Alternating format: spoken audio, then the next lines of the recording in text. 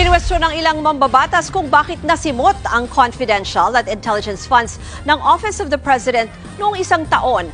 Pero hindi naman daw nagagamit lahat ng regular budget ng opisina.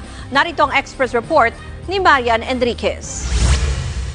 Sumalang sa plenary debates ang panukalang 27 billion pesos na budget ng Office of the President para sa 2026. Pinuna ni ACT Teachers Party List Representative Antonio Tino ang paggasta sa confidential at intelligence funds ng OP. Lumalabas na 1.1 billion pesos pala ang disbursement kada quarter sa CIF at ang utilization rate 100%.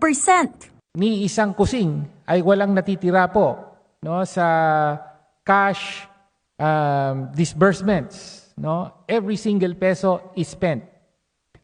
Does the sponsor confirm na quarterly wala po ni isang butal, ni isang sentimo, ni isang piso na natitira? Ubus po lahat ito.